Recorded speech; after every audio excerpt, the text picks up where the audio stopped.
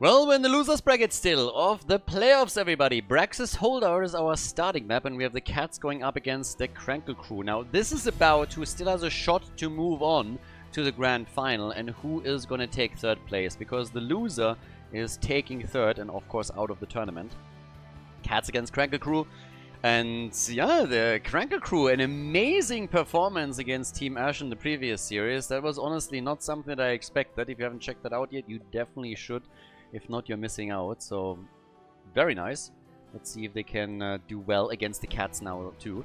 Obviously, we're in the playoffs. This is the Murky Cup. And I want to give another quick shout out to I Can't Wait, the sponsor of this tournament. We have $2,000 in prize money for this event. 1,000 goes to the top teams that perform in the tournament, as with most regular tournaments, but also we have a bounty pool, so $1,000 go into the bounty pool. If teams complete bounties, which are essentially handicaps, it's a little bit like your dailies when you're supposed to play and win a certain game with a certain hero, then they get a ticket for the bounty pool, and depending on how many of these bounties they complete, they get a larger or smaller share out of that bounty pool prize money. So here's a quick list of all of the bounties that we have in the tournament. Now, I Can't Wait, the tournament sponsor, is a Murky fan. That's where the name comes from, the Murky Cup, and also why the Murky bounty gets you 3 tickets for that bounty pool. And teams have really been ranking up some of these tickets during the qualifiers and also here in the playoffs. So yeah, there is a lot of that going on. And it's been quite fun. But now that we're heading into the final few matches of the playoffs, I assume that we're going to get less and less bounty attempts. The previous best of 5 series, for example, didn't feature a single one. I could still see Cho'Gall eventually getting played by the Cats, because they love to play Cho'Gall in the first place.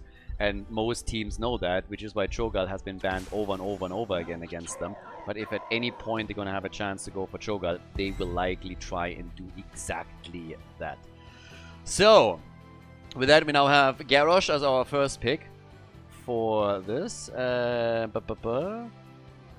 Vala and Stukov. So apparently the first thing that's going to happen in this tournament is that we're going to get a proper Vala build. I mean, of course we have a draft rule, we have a restriction here. If a hero gets played, the hero cannot be played again in the same series.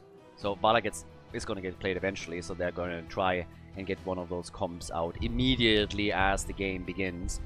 The Cats, therefore, very likely going to add a second healer for this. I would assume that in Braxis we're going to get a double healer set up in Vala, really in the 4-man, just going to try and shine. Could of course also play that out with Zarya, I suppose, but Garrosh's been played on the other side, so normally it's a Garrosh-Zarya combo, if at all.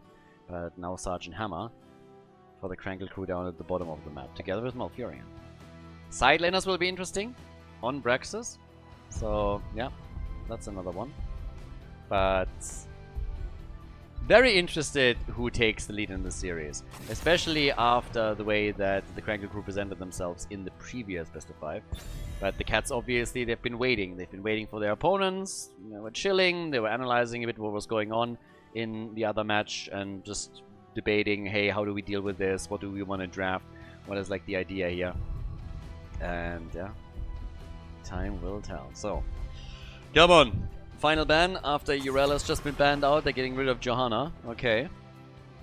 But what? Are we getting a second support, yes or no? Could also be an Uther main tank, for example. You could still go for Uther main tank, have Stukov in there, get a side laner for the top lane, and then maybe even add another damage dealer. So there's still a few different options of how you could play this out, assuming that it's an auto attack style for Vala.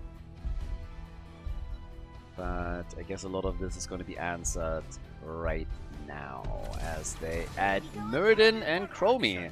So we have Vala with no double support, no heal, no medivh, no nothing, and we're gonna get a side laner at the top, which means that Vala is either gonna shy away from the auto attack style and moving into something differently. Could be either arrows or multi-shot, or it's just saying like, yeah, well, if I die a couple of times, it's fine as long as I weave the auto attacks in and get the extra damage on my arrows with the level 1 quest talent. We're gonna be good there. So, Artanis and Genji. Game number 1 and they go for Artanis. Oof. That's a statement right there. First game Artanis. Let's see. Let's see if that's the right choice for them. I could have totally seen Artanis come out later. I actually talked about this in the previous match. But game 1? We're coming out of the gate swinging. Here's Leoric, and that sets us up for our first map. So Brax's holdout is map number 1. The Cats against the Krankle Crew. The Cats against the Krankle Crew on Braxis, and on the left we have Captain Rex on Stukov with Fetid Touch as the level 1 talent. We get Drakia on Vala, Valar on Chromie, Ireth on Murden, and Sadath on Leoric. Still waiting for Vala's choice here. On the right side, it's the Krankle Crew with Sergeant Hammer, played by Sven, Malkarks on Genji, Krankle on Garrosh, Porgy on Atanis, again went into reactive parry as his level 1 talent choice. Doesn't need the amateur opponent here. And then we have Deviant with Malfurion. So, okay, let the show begin. Vala is still holding back her level 1 a bit longer as we get the third wind for Muradin. But Vala is the question mark, and she goes auto attack. So yes, we're gonna get more auto attacks from her. She's fine dying if that's what's happening. But she's also, of course, going to try and stay alive as long as she can, and then just weave in those auto attacks, get as much auto attack damage as possible, and carry that into the late game.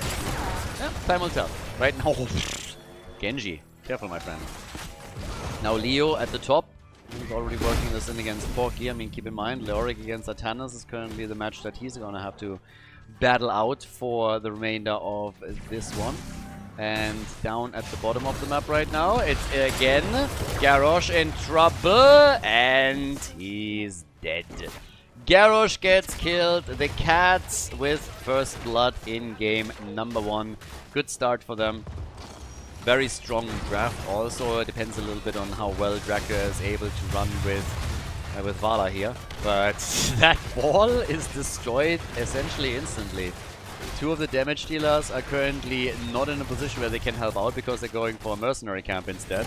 But this is a very quick annihilation of 2 towers and a gate. And obviously when you're playing on Brax's holdout, one of the issues that oftentimes teams face is once that they lose their forts, they lose the fountains, and then it makes it very difficult to fight for the beacons because you're losing all of your sustain. So it can get snowbally here. We have a trade in beacons currently, top bot lane, so they don't have to be afraid of that yet. But this pressure down here is problematic considering that Sergeant Hammer doesn't have the mobility yet.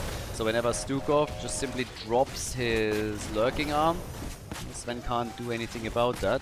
It's more about the damage that could potentially come from Vala once she makes the move. But they are definitely pushing aggressively into this. Pushing into Sergeant Hammer is never easy, but just look at this. Chromie, oh my god. Sven gets just wrecked here. But with Muradin jumping in maybe a bit too deep, he becomes the target very quickly. And yeah, now they're taking Malfurion out. So that bot lane is definitely in trouble. Leoric at the top. He needed to fall back. Yeah, Malkarks and Porky both were trying their luck here. The applied pressure by Genji obviously gives Atanis a little bit of an advantage at the top floor, but now they're losing another hero at the bottom of the map. That's the 3rd death against them. Nice little sneak here by Genji. His mobility on the map can obviously be very annoying, and we've seen that now a few times from different teams too. So they have the first one to just leverage the mobility against their opponents. That gave them 32% on progress. But that bot lane fort is now down to 50% of its HP, and it netted them multiple kills as well. So not really the best position to be in down at the bottom of the map. And they are likely going to lose this fort. And very early too, so we're only 3 minutes into the game and this thing is essentially gone. Leorki goes down at the top, but Genji dies in the process. The problem, of course, is that that still leaves Porky in control, but it's a trade that's not too bad for them. Because, well, Leoric spawns on site, does not have any travel time. For Genji, the same cannot be said, so now they are down 1 player on the map. And this is the fort being dropped, and also Garrosh being killed again. 5 kills to 1, and the Cats are running this extremely well. They have a lead in experience now. They have also done an exceptional job around the bot lane. They go for another kill. Now all of a sudden Malfurion is gone, and damn, that is quite the beating that the red team is currently receiving.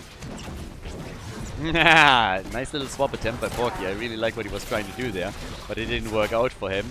And now he got dropped even lower. Double control on the beacon. Genji is trying to change it. He's going to be stopped. Yeah, but Leoric did not connect the drag. Sorry, the drain. But they have level 7 talents as an advantage. And Vala honestly is not doing too bad either on her stack. She's currently sitting at 63, 70. She's actually really good here. Quick swap is coming against Muradin, so he might die, but they're gonna get Trash Tannis. And they're gonna get Garrosh. Guys, this is an absolute bloodbath. I mean, the cats are showing their claws and dropping everything that's in their path. They are destroying them right now. 8 kills to 1 level advantage. They get the big Zerg wave at the bottom of the map where the fort is already gone, so they can just consolidate their forces up at the top, try and break through this, and maybe even get another fort here. But this is getting nasty. The Krankle crew needs to be very careful how they're dealing with this right now, because, yeah, I'm not sure to say this, but they could be completely stomped here. At least in game number 1. This is a best of 5 series, so there's plenty of games to come still. But now Genji is gone, and that doesn't really further their cause now, does it? They're losing more and more ground by the second. That bot lane is in trouble, and I just don't see a way back into the game for them. It's a 2-level lead! 2 levels! Once that level 10 kicks in and they have heroic abilities, they're gonna have a massive window. That top fort has no chance in my opinion. And then of course you're also running the risk that your opponent is getting a free second objective. So there is a lot that is going wrong now. That's why they're trying to force the fight. They're desperately trying to force the fight before level 10. And it is netting them a kill. So they get at least 1 kill. Can they get a little bit more? Because these are the moves that would be amazing for them. They get Leoki. Alright, so now we're talking. Krankle crew finally starting to make a little bit of headway here. That was better. That closes the experience gap a little bit. It puts the blue team on the back foot for a while. So, good for them. If not for those 2 kills, I would be way more worried. But the situation is bad enough as it is, don't get me wrong. But at least there's a chance now to, you know, try and slowly bring this back a bit. So, yeah, they still have a few opportunities to try and make some moves here. Now, down at the bottom. Yeah, Leo again. Good damage from Krew for just a second, but no chance to take the actual camp. Muradin jumped in and gets immediately thrown further by Garrosh. And that is ending up with a kill. Yeah, the cat's a little bit too wild here. Okay, but Chromie at least covers the retreat for the rest of the team, or does she? Because that's a dead Stuko. That's a dead man walking right there. He just doesn't know it yet. And Chromie is also going down. Alright, fair enough. Even against level 10 abilities, they absolutely popped off. Porky still waiting for a great swap, but at least this is working a bit better for them now. I was really worried that they would be absolutely destroyed. That didn't look good at all.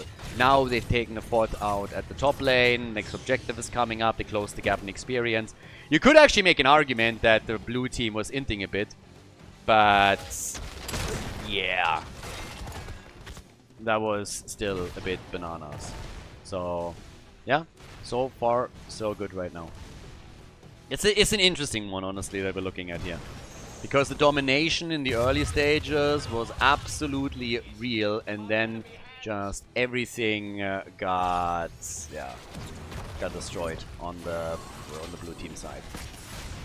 So now the Krankle crew seems to be slowly in control. Damage output, Sergeant Amon, 27,000. Muradin again in trouble. So he gets attacked here.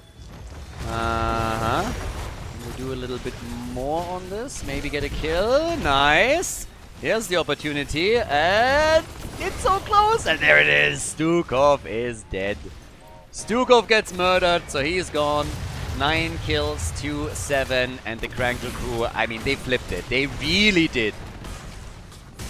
Great job by them. I wouldn't have bet a penny on them after what happened in the early game. The 2-level advantage around level 9.5. But maybe, I don't know, maybe the cats got a little bit complacent and didn't really believe that they could lose the game, but they are quickly proven otherwise. So, yeah, this is getting more than a bit tough. If you just look at the death count too, 3 deaths on Stukov, 4 deaths on Garrosh. Now 70% already on the beacon phase. But now at least at the bottom they're able to stop it. So they're claiming bot lane beacon And what the cats have to do, they essentially have to stabilize here. I mean, this is the path back. Stabilize a little bit, just slowly do your thing, and try and get back into the same flow that you did at the beginning of the game, because right now things are definitely not going well. So Porky is already looking for the next swap. Disgusting mount, by the way. It's an absolute eyesore. We should really sue him for, yeah, for that. I mean, blah, blah, blah, blah. Anyways. Next big attack is already coming. Yeah, they're going for the next mercenary camps, trying to steal it away too, and they're successfully doing it. The team is still fighting. So, yeah, they want the battle. Stukov is always caught on the wrong side. He's always pushed into the wrong direction. Swaps are happening, Garrosh throws are happening, and there's just way too much going on. And he is, yeah, not having a great game here. He's getting targeted over and over again, and the result is pretty inevitable here. So, as is, a boss gets taken, map control has been completely lost by the team on the left side of the map. They're still trying, of course, set, for example, camps like this one up to do a few moves. So far, it hasn't really worked. Maybe at some point we can get back into it, but now the big Zerg wave at the bottom of the map is going to pull through here very easily. The fort is going to get destroyed, not having a prayer. Easy drops. The funny thing is that the blue team is actually still ahead in kills. It's 9 kills to 8. They're still ahead there, but they have, of course, lost any other lead that they held previously. Yeah, they're in real trouble here. So the attacks, they keep coming. At the bottom of the map, it's likely going to be a keep that gets destroyed first. Yeah, and with the boss and the Zerg wave both on the same lane now too. This is of course means tons of damage. And it could mean game. If they get kills now, if they are able to get a couple of kills in this scenario, then they could push it towards the core. It's still a bit too early though, so they're not even trying. Yeah, especially since Garrosh died. Puts it in a 5 versus 4, so that was the signal to slowly move back and say like, alright, another time. We got the keep. That's already a big win. More than that, both of the forts are gone too. So, yeah. At least that. But, well, what else? Right now, of course, still the question. What can the red... I mean, the red team can still also screw this up, of course, a little bit. So, yeah, that still could happen. Let's see how they are playing it. If they are able to do enough here. They get a couple of camps. They try to establish even more map control right now. Top lane is where they are... I mean, it's half a level away from level 16. The next objective should be pretty nice for them as well. The gap isn't that big. It's a little bit more than half a level. A little bit more than half a level that they're currently holding here. But, yeah, down at the bottom of the map. Next big attack here right now. And, yeah, question is still... Can they get 16 in time? Because now you don't want to fight. You're down a talent again. This is the moment to really just get out of there. Wait until you have... There's also no reason to fight there. Yes, your camp is getting stolen away. Your opponent is painting the map red. Okay, but you gotta deal with it somehow. Vala has nice stacks. She hasn't died yet. Level 16 is big for her. Level 16 is gonna be huge for Vala. So this is an opportunity to just do it. But, yeah. Anyways. Right now is the... play. Can they do something here? Well, maybe Garrosh again down, maybe more a little bit. Need to do a little bit more on this. Focus on Trash Tanners. There's the Stormbolt Connect. Nicely done. Stormbolt Connect is in, so they get Trash Tanners too. That's a double kill. And all of a sudden the cats are back to business, especially now that they're coming in with a quick swing and a hit to the face of Genji. So, swing for the fences, my man. Mace to the face, and Genji says goodbye. That health got dented quite a bit, and they're easily going for the double beacon control. So the cats are not out of this yet. They had a rough time the last 5 minutes, but now there's an opportunity to maybe do a little bit more after all in this first game. They looked like the sure winner previously, but right now, Well, we'll see if they can take the map after all. I like the back and forth, by the way, that we're getting here the entire time. So, yeah. I mean, how many turnarounds, so to say, did we already have in this game? 2, 3, 6 deaths, by the way, on Garrosh, and we have 4 on Stukov. So those are the 2 that are getting farmed the most here. Easy Zerg wave, by the way, big 100% to essentially nothing. And now the chance to start taking the bot lane apart. And that bot lane keep is wide open. Yep, that's definitely something that you can right now take. So, wide open bot lane right here. Easily claimable. Maybe more. They abandon the top lane completely, by the way. They're willing to lose the top lane keep because they go for game right now. The cats are trying to go for game. That's what they're attempting here. And, well, they have a shot at it. But if they don't end it here, they will not have a single structure left outside of their core. So that's the big problem. But alright, here comes Stukov. No, they're losing Stukov way too early. Way too early. At least they take Atanas down, but and they take Garrosh again. Atanas and Garrosh are absolutely suffering. These guys get killed over and over again. And now with Genji gone, this is essentially it, isn't it? Yeah, they take everything apart and they're actually flipping the game again. Win in game number 1 for the Cats. They take down the Krankle crew on Brax's holdout. GG. Before we head into game number 2, make sure that you subscribe to the channel if you haven't done it yet so you don't miss out on any future content here on Khaldor TV. So, that was a bit of a flip. Very interesting first game. First, the Cats dominate, just for the Krankle crew to turn the game around and crush them. And then the Cats do well again in 1 or 2 fights, grab an objective, and just end the game with it. So, a lot of back and forth that we got here.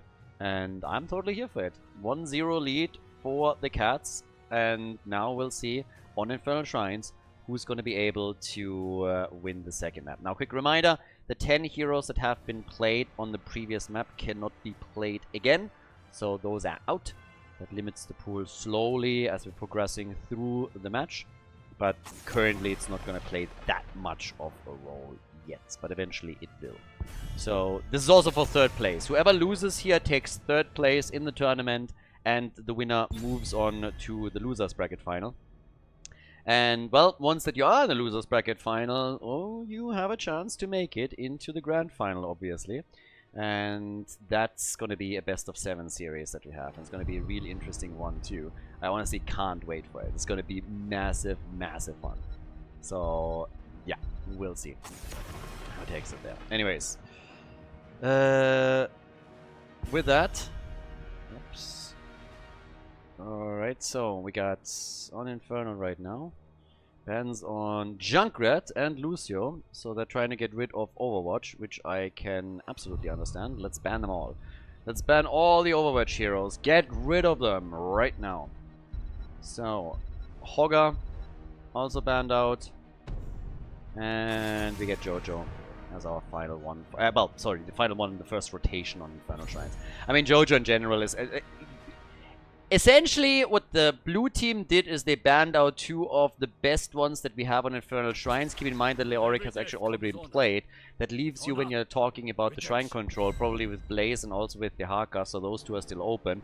And since Blaze wasn't taken early by the Cats, I could see the Cats now either taking Blaze or the Haka. I would assume that they do. Hogger with a spin to win on the Shrine is fantastic. Jojo with the AoE clear there as well. So both of them being banned out quickly makes perfect sense. Here comes Sylvanas, and I would assume a side laner for them. And it's Blaze.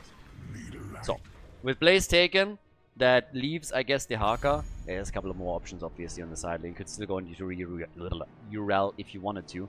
But when we're talking about Shrines and this general AoE and control there, the Haka is real strong. If they aim for a different composition, then Urel would be a pick. You could go for a triple frontline as well, and add, for example, Malthael at some point.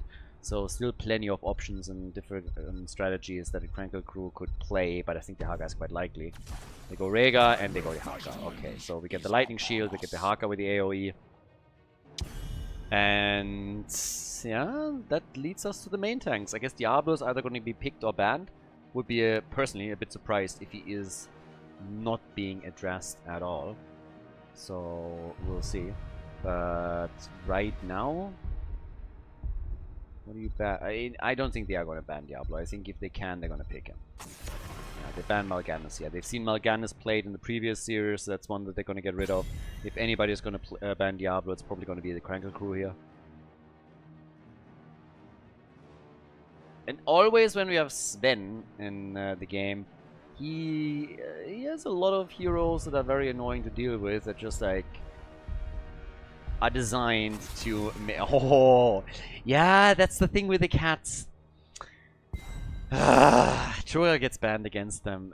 They were not able to play Cho'Gall even once so far, even though they are the Cho'Gall team. I mean, obviously that's why Cho'Gall gets banned against them. But it's really just a crying shame. I'm always waiting for them to finally get an opportunity to pick him in a scenario that makes sense. But now, once again, they can't do that.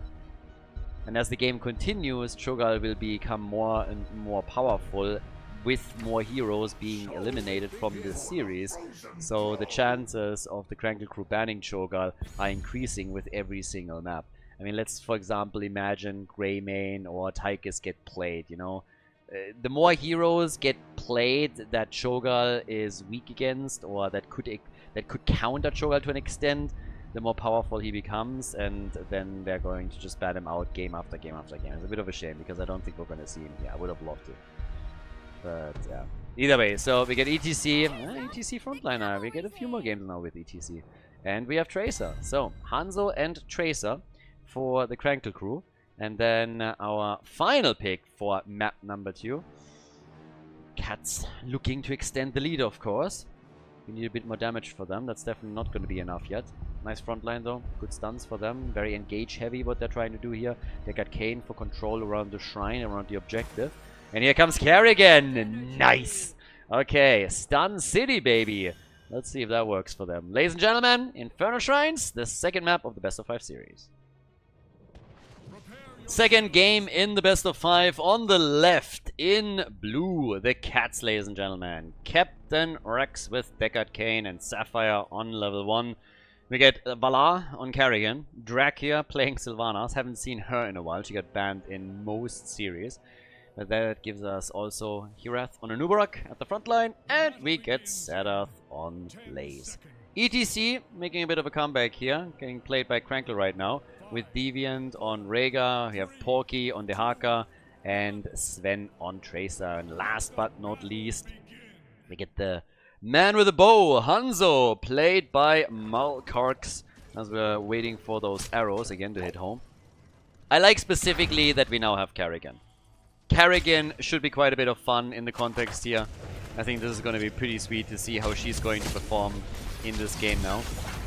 But yeah, attacks are already coming through the middle as everybody is hoping to get the first kill of the game. So full 5 versus 5, nobody switching off to the side lane.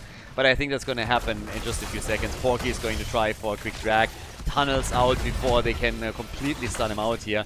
And then Blaze hits the jet propulsion against 2 targets. Just imagine if that would have happened first and Kerrigan and Anubarak follow up on it. All of a sudden, we would have talked about a potential kill here.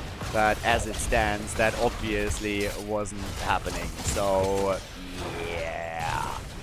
But Anubarak goes down. Anubarak gets killed. No chance for him. So that is first blood already. Well, not too bad. So first blood pretty quickly locked in by them, and now they have a bit of an upper hand here, which essentially just means that they can now try and come in here to, for example, drop the cam, get that locked in, and in addition to that, get their own, so 2 out of the 3 in favor of the red team. Krankle crew desperate to bring this back. And for now, in the tournament, I suppose they're the comeback kings after the previous performance. But yeah, so next little attack already coming as they're coming again for the big fight over on Stitches. Dehaka, can he connect the tongue here? Anubarak with a stun, but they also need to follow up on that, of course, a little bit. Haven't really been able to do that, and Anubarak goes down again. That's the second time that the beetle gets wrecked. So the cockroach gets murdered over and over again. Not really the best situation for them right now. Yeah, whenever the frontliner pokes his face out, he just gets murdered. Now, there is, of course, at least the advantage up at the top lane that they now have, with Sylvanas pushing in and Blaze.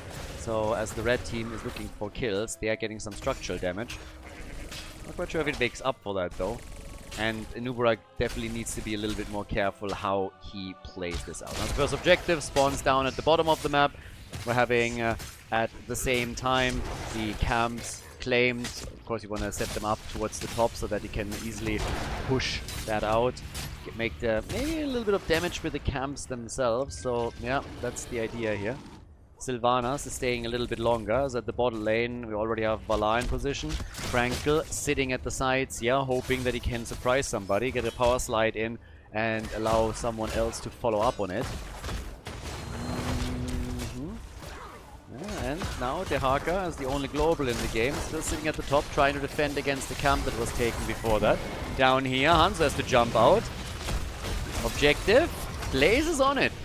Blaze is the only one right now that is sitting on the objective and starting to get some minion stacks together. And they're sitting on 16. Kerrigan, on the other hand, gets trapped and killed. And now they're focusing their attention on Blaze himself. So what initially looked good for the blue team is now turning against them once more. The drag against the Noob makes it 3 kills against Tiraz. Noob got wrecked. And Noob is down, and this is 4 kills to 0. Half-level leads. Krankle Crew got apparently a little bit mad after the last game. Yeah, they got really mad here. Hanzo, by the way, going into target practice, explosive arrows, and then the dragon hungers on his build. But they are currently controlling the game very nicely. I mean, 4 kills to 0, half-level leads, Mortar Punisher claimed at the bottom of the map. Now, of course, the defense from the blue team is slowly setting up. But after their loss in game number 1, they're now doing everything that they can to tie the series again. Now, the wall falls insanely quickly, and that will still allow them to do at least some damage to the fort. The Haka's also back up on the top, so he gets experience for the team. That's going to help them too, of course. Yeah. Then again, half of the hit prints are gone. And here comes Kerrigan.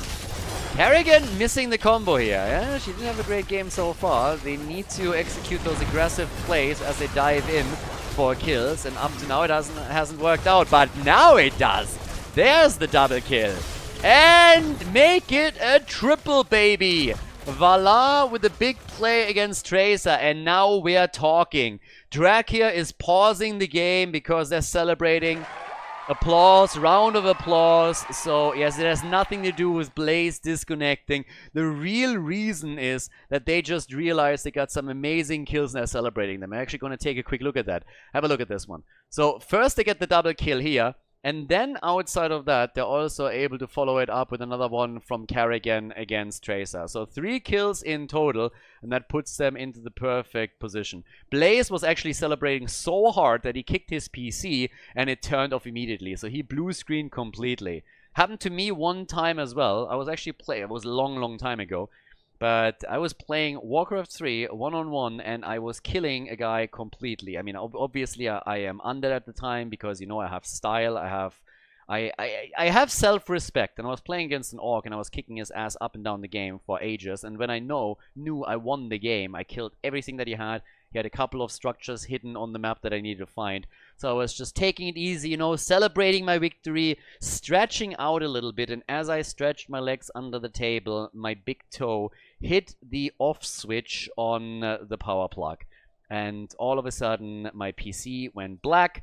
And, well, I lost that game for that reason. That's what Blaze is doing. That's why they're pausing right now. That's the beauty of a team game. So once that he's back, we're going to celebrate a little bit more, and then we're going to continue and see if the Cats can now turn the game around, or if this is only a little setback for the Krankle Crew and not much more. Alright, so we're actually not exactly told what happened, but I like my personal explanation with a big party and celebration the most. Now, the good thing when you're winning any kind of team fight with Sylvanas is obviously that you are trying to capitalize on what you just did by doing even more damage. taking structures down, breaking through gates, and you guessed it already, that is exactly what they're currently trying to do here. So yes, the attacks are coming. We have now 4 kills to 3, but experience has evened out more or less. Blaze at the top lane. Yeah, and Sylvanas gets caught, so that's level 10 for them. I mean, good for them, but obviously a bit of a setback now. And for the Krankle crew, this is exactly the kind of play that they needed in order to get back on track. Now, can they continue in that vein or not? Here come the level 10 abilities. That gives us a lot of CC tools again, ranging from Cocoon to the Ultralist to Stay a While and Listen. The old man telling stories as usual, wailing arrows coming out. Well, plenty of tools that they can use from here on out. Plenty of tools. And top lane wall has also been destroyed, so that's another one that they suffered earlier. Shrine this time in the middle, once that it gets announced. But yeah, we're slowly getting there. So, yeah, and they're gonna kill Blaze, aren't they? He's trying to get away, but that was a beautiful trap. And no way. No! Wow, dude! Hanzo tries to Hanzo him here quickly, but look at that escape. That was something. He actually got out. They chased him with 4 heroes and could not kill him. That's amazing when you think about it. Lots of resources burned here, and he must feel absolutely incredible right now. Uh-oh, uh-oh, uh-oh, uh-oh! ETC-ya! Well, or maybe not. That arrow? Did you save him? Nope, it didn't. So, it goes down up. Oh, and here comes the combo! And bye-bye, Rhaegar! Oh my god, that is horrible for them. We're going from one kill to another. The Krankle crew is losing too much. First it's ETC that dies, and then that setup from Deckard Cain leads to a kill on Rhaegar, and they follow it up with a third. Once again, it's Deckard Cain to start things off, but they are wrecking it right now. Big, big plays over and over again. 6 kills to 5. Now they're also making a play for the fort in the middle. I mean, they haven't taken a fort out yet, but they're just all over the place trying to get value. And things are looking very, very good for the Cats all of a sudden. And if they can get the objective here, that mid lane fort is going to fall 100%. The last couple of fights just didn't work out that well for the red team. Maybe now? Can they try it here again? Ancestral is out. Okay, so far so good. And Uberak misses the stun against Dehaka. But, well, then on the other hand, Dehaka also misses the Tong Connect. So there's that. They're still fighting for the shrine as best as they can here. And, yeah... Next little play, maybe now. Can they take it? 37, yes, a stun. But Hanzo's arrow is probably going to cover that retreat. Forky and Krankle, they are both able to dive away, at least initially, and then Carrigan says, okay, I had enough with this. Carrigan says, I've had enough, comes in and simply takes them on. And that is another kill. It's a fort that gets eliminated, and with the Frozen Punisher now marching through the mid lane, where there's only a keep standing, this is going to do tons of damage. Specifically, of course, with Sylvanas empowering this entire push even further than what we've already seen. So they will open this up. We have, at the same time, level 13 talents on both sides now. Yeah. They chase Trace at the top and were able to take her down, but that also means that they don't have that many heroes currently over in the middle. But it's still enough to make this a real painful experience for the Krankle crew. The Punisher also wants a piece of the action, comes in with an additional stun, but the Dehaka at least gets away. What about ETC's though? ETC is gone, so he's quickly eliminated, and now they're just slowly starting to fall back here, trying to rotate towards the camp, towards the fort. Talking about forts, topside fort is already getting heavily attacked. So, yeah, Blaze did a good job pushing that out, but also needs a bit of mana. And they're attacking at the bottom of the map once again. So, yeah, this is... I mean, again, this is working extremely well for them right now.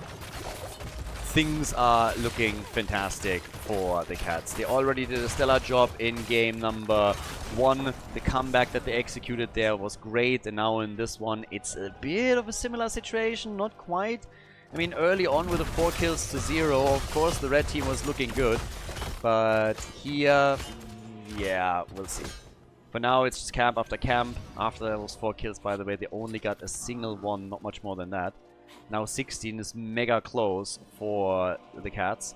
We have them on 30,000 damage for Sylvanas. Hanzo is still top damage in the game. But after the mid and the bot fort have now fallen, they are making another play here for the top. And Blaze keeps pushing this out. And the fort is nearly destroyed. So they're playing a bit more passive currently because they are waiting for level 16 talents. They don't want to give the opponent a fight they don't have to give them. For very good reason, obviously. So yeah, just wait a little bit more and you're gonna have a huge advantage for half a level over your opponent. And of course they're going to try and utilize this as best as they can. Unless somebody presents themselves as a great target that they can quickly annihilate. Which might actually happen. I mean, right now, Kerrigan is on the prowl. She is still looking who she can obliterate here. And their stun comms have been nice. Jet Bob, I mean, they got Kane, for example. Teeing with his ult, multiple stun comms up already. And Ubrak making moves like this one, though. Yeah, maybe a bit too far out. And here comes again Deckard Kane. He's the one making the big plays for them right now. Follow up from Kerrigan. ETC is dead. There's beef on the menu again, baby. Beef on the menu as they get another kill. They make it a double as the Haka falls to level 16 advantage. Obviously, huge part of what they're currently able to do here. 11 kills, 2-5. Objective hasn't even been announced yet, and they can steal the opponent's camp away. They can crush through that wall at the top, even hoping to get another kill as they're diving over the wall. Should at least open up the side wall so they can get out. Oh, nice dodge by Tracer. Good job. Yeah, Draka is able to move away, but that was not too shabby. That was actually pretty sweet. If she gets caught by Deckard Kane there and the stun heroes can follow up on it, she's probably gone. She's probably gone in that scenario, so nice reaction time. Well, the Shrine is coming up. 16 versus 16 talent. That's the good news. It's 16 versus 16 talent. The bad news is no more fountains, no more forts in the middle of the map for the team in red. They're gonna struggle here a bit. So, right now, still a couple of opportunities of what they can do, of course. And already the kill! ETC! Can they kill an Ubrak? Counter kill? No, they can't. Instead, it's Rhaegar that's in trouble, gets slowed and killed. Voila with Kerrigan. I gotta say, early game, couple of misses, but then mad impact. Might even die here now. Gets the Chrysalis out and gets a couple of heals. But he did such a great job the entire time, and now they are just getting kill after kill because of the prep work that he's doing in so many cases. Yes, there's a bit of damage at the top coming through the camp that is pushing here. But down at the bottom of the map, they're now moving very easily towards the keep. It's a full 5-man team wipe as they destroyed the opponent's team. And they can go for, maybe not the entire keep, but they can definitely damage it. Blaze is now moving in. They lost the top fort, by the way. So yeah, they didn't defend it here. And they're gonna get that keep. ETC needs to be mega careful. There's no damage dealers around right now. Punisher's already coming in, so they're hoping to end the game here, obviously. That is kind of the goal at this point. And we'll see if this is something that they can now execute. 1 kill, maybe 2 is all that they need, and this game's over. 2-0 advantage. Krankle Krew, I mean, this would be nothing new for them, right? This is their comfort zone. This is essentially what they're hoping for. Once they're 0-2, this is when the real series starts. But the core is falling, and this is not looking good for the red team. They are gonna lose another game. They're gonna lose this map. Unless they get kills very, very quickly, this one is over. 40% on the core. ETC dies. This is game. This is not something that they can recover from. 18 kills to 5 and another glorious victory for the Cats as they take down the Krankle Krew on Inferno Shrines. GG.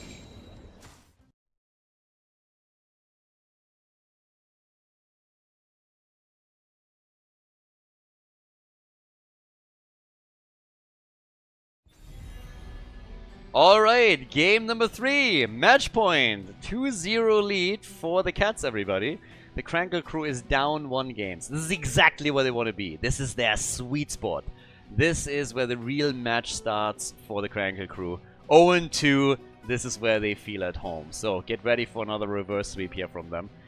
Now, all jokes aside, obviously they really gotta dig deep now in order to perform once again if they want more than 3rd place. If they lose here, they take 3rd place.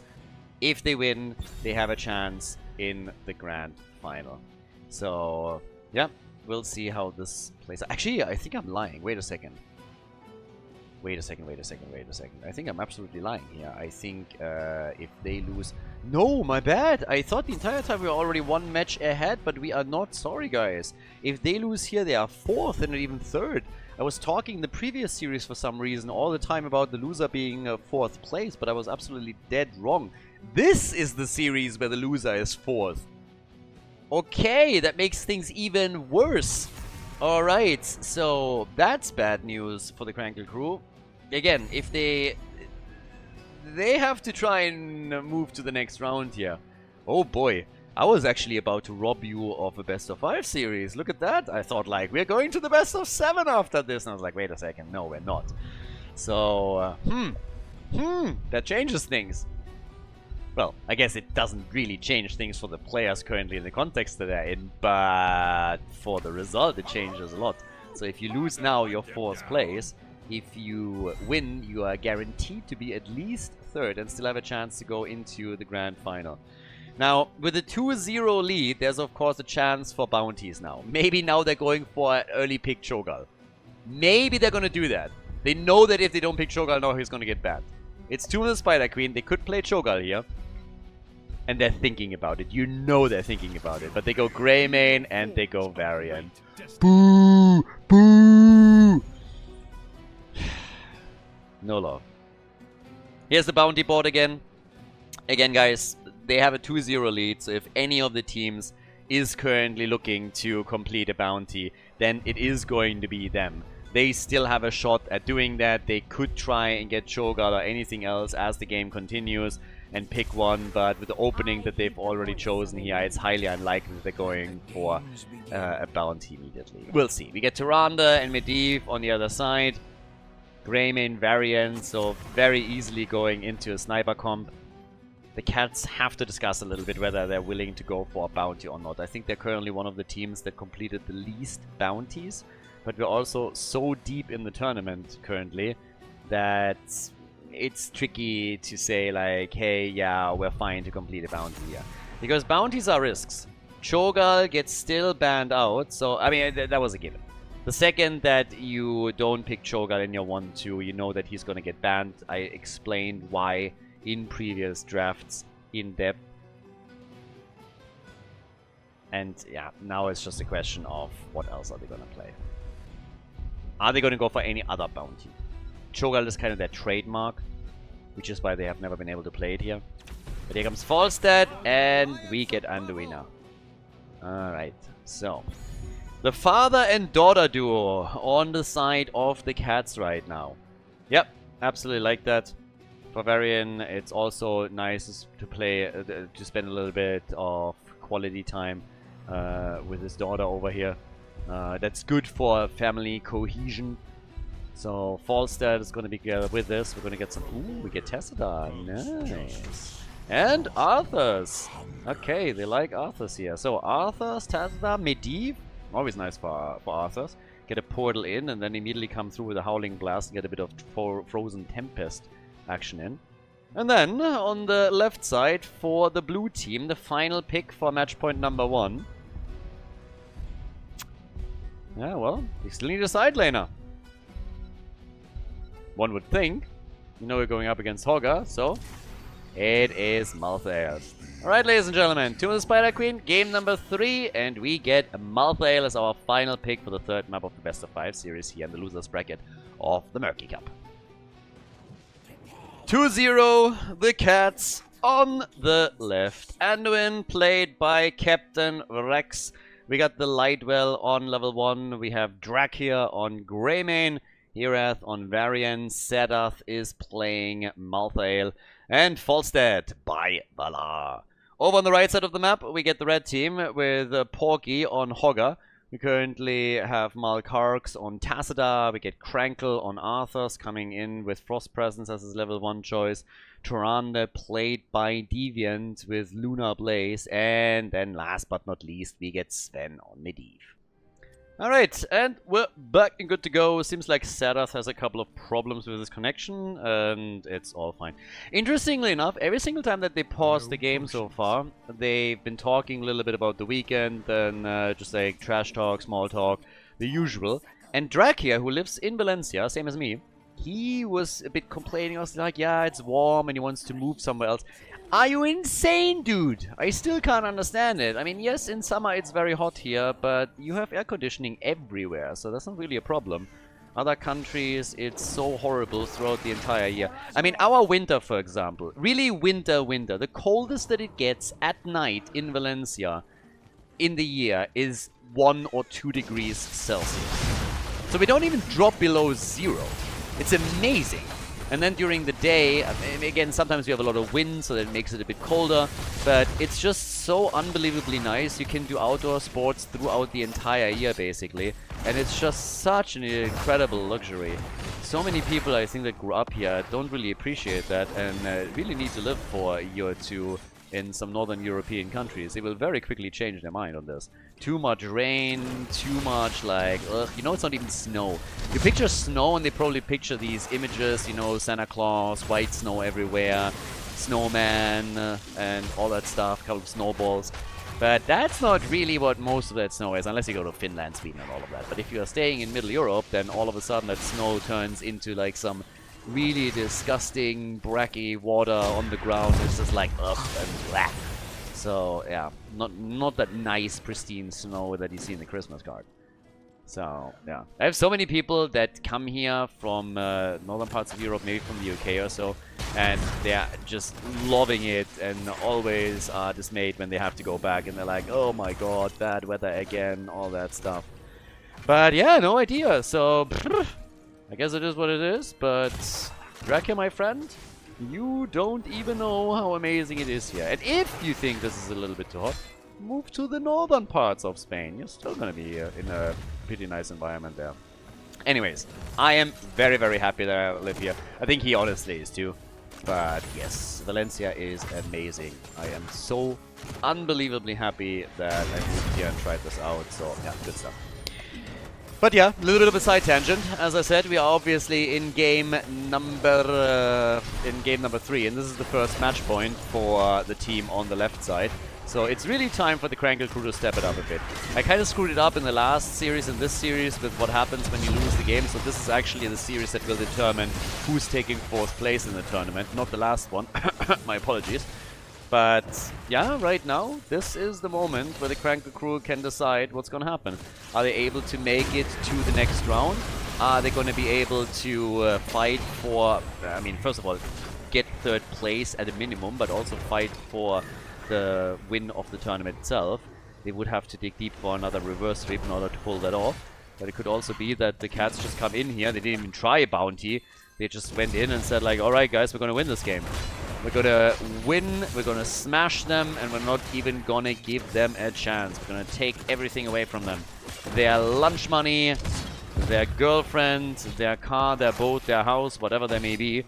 So they're gonna try and crush them right here. But in order to do that, they need some kills. If you go for a kill combo around Varian and Taunt, then you want kills, and that is where Medivh comes in. As you could just see, quick shield on Porky is shutting down at least some of the plays that Varian is trying to execute with them. Now, this is a bit of a cooldown battle, of course, so if you can set multiple up in a row, then you're usually in a decent spot. Haven't seen a single kill yet. Could change now, as we're heading towards the middle here. But 15 stacks also for Medivh on his baseline, so Sven is really stacking this up. Now, in an ideal world for the blue team, they would try and kill him before he completes that quest. It's also something that they could fully do here. But yep, level 7 is now kicking in. Oh, careful. Arthur's a bit low. Nice wall, though. Very nice wall.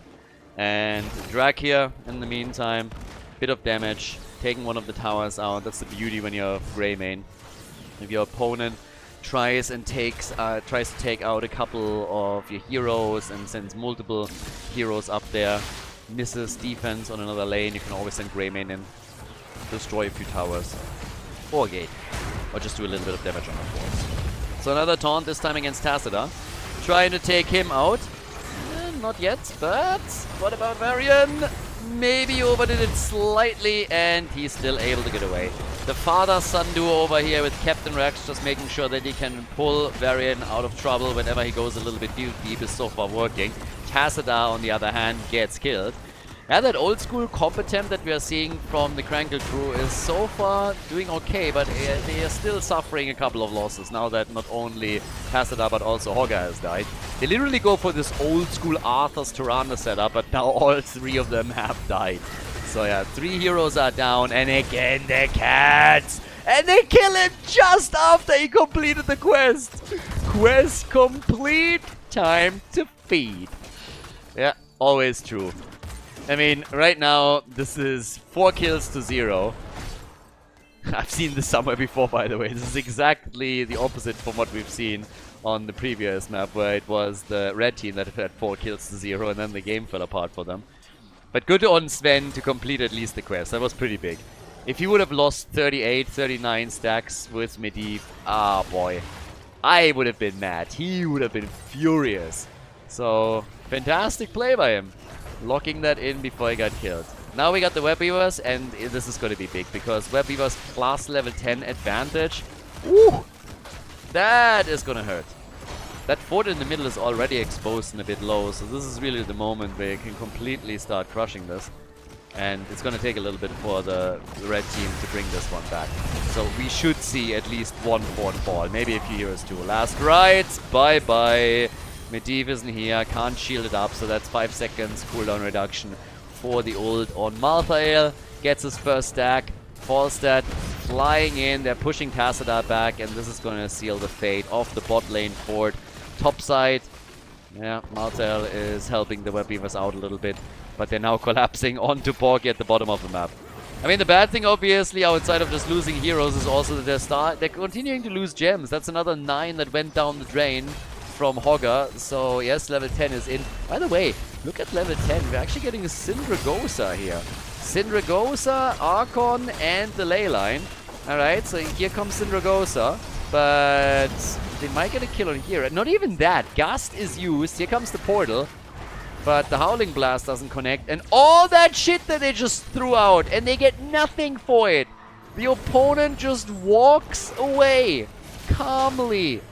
It's like, yeah, whatever. So they just easily move away from this. And, blah. I would be pissed. At least they get the turn. But yeah, I would be really annoyed. Imagine you're coming in with level 10 abilities, you portal in, you drop everything you have, you go full pirate, everybody goes, "Arrgh," and presses the button. And then that. You get nada. Niente. Zilch. So, yeah, bit unfortunate, but the Web Weavers. Chance with the Web Weavers to now make a move, take a couple of structures out, get a couple of kills here. So, let's see if this is going to be where the comeback starts. Or where they get their first kill. I'm talking about a couple of kills. Let's make it 1 kill. Let's start with 1. After that, we can build on it. But, yes, maybe not overdo it immediately. So, yeah, the attack or the defense is already in. Here in the middle, Greymane is going to take care of that very easily. At the top, they're also continuing still with all of that. Yeah, and level 13 in a moment. Not a single fort has, by the way, been destroyed. The one in the middle is a bit in damage, but here comes another stack. Last right, Malthael dies. So does Varian. Finally some kills for the team. Big Gust. The Syndragosa is weird, by the way. That killed 1, and now it kills 2. What just happened there? Was Syndragosa affected by that Gust, or was that just lucky? If so, then Falsa just killed multiple of his teammates. So, yeah. Nope, Syndragosa comes in, and him gusting everybody after his teammates killed the entire team. Nice job. Oh boy. Yeah, he's gonna have to pay the next round of beers. That Gust was fantastic for the red team. They paid him off, for sure. Valar got paid off. There is no other explanation.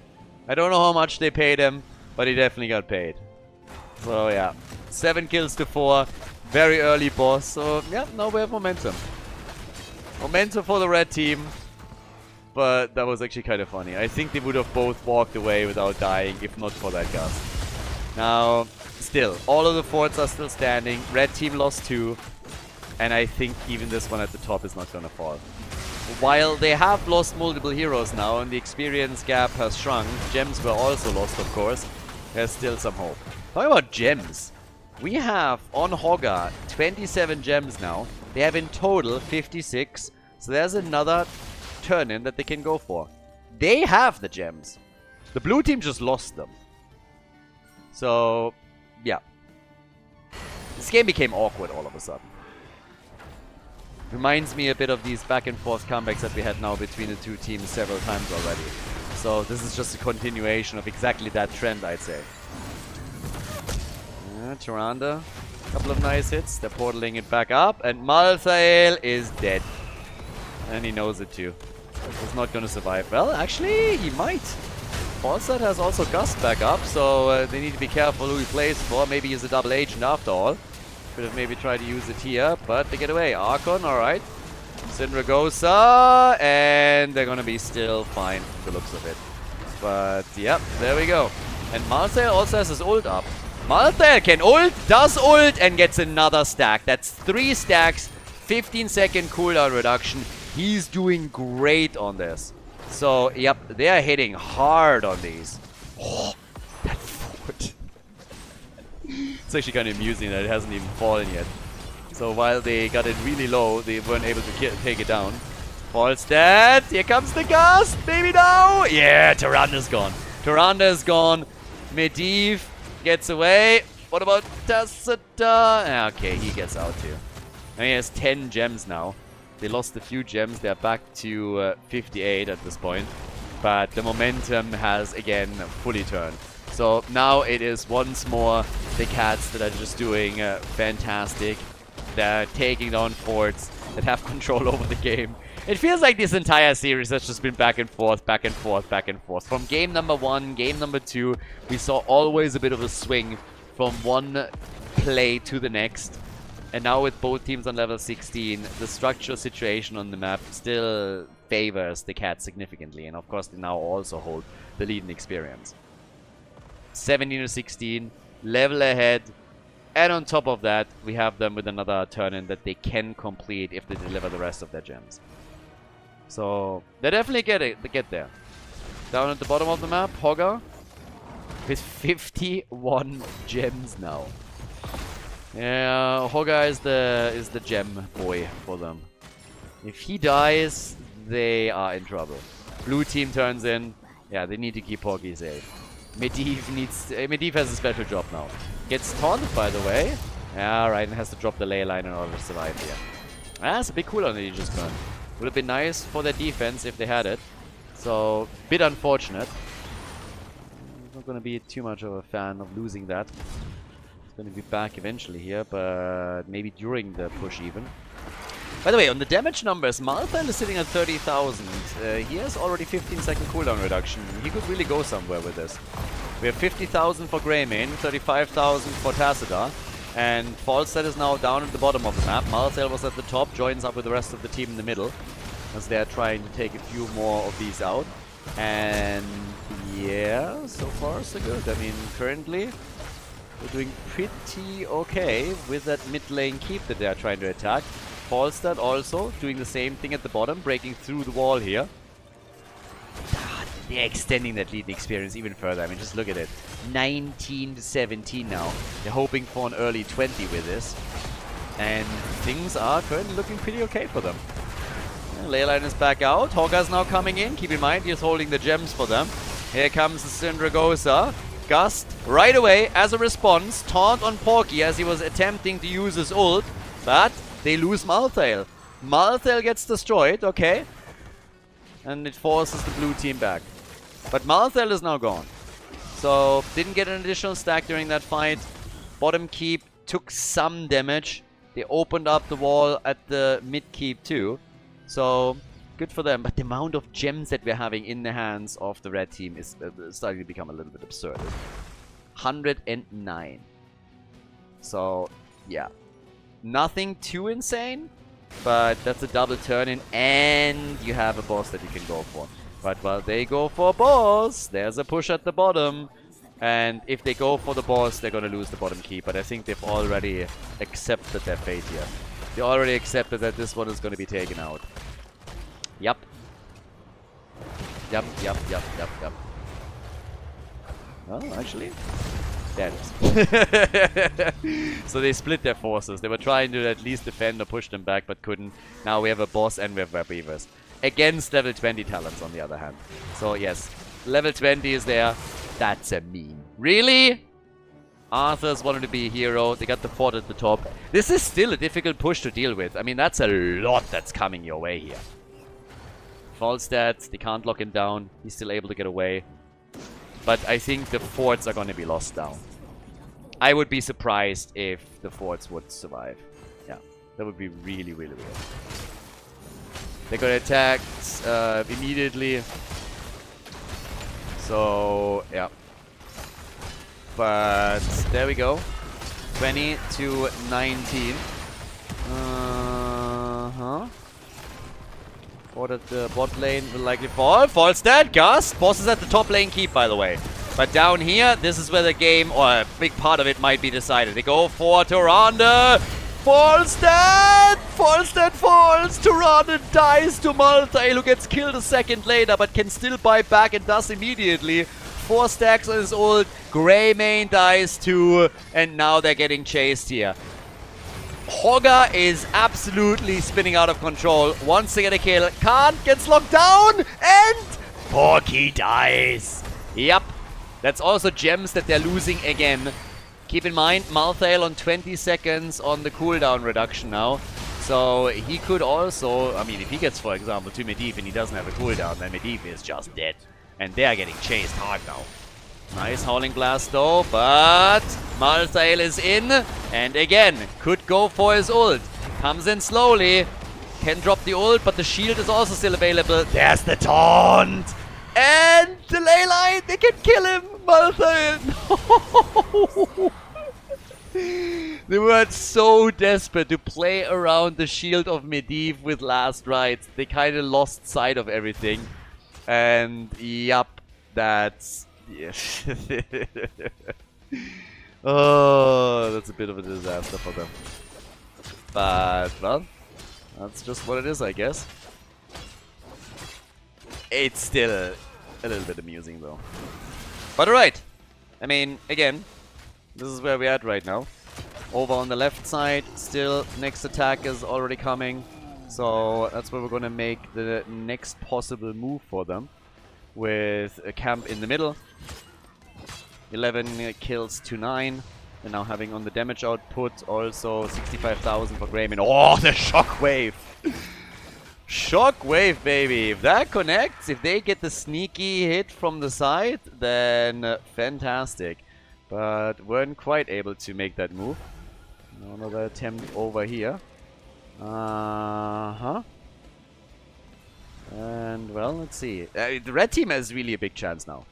Now they have a big opportunity. Because right now, if they are able to get with the next red web weaver wave, maybe a couple of keeps, and all of a sudden they are in a spot where they have an honest shot at winning the game here.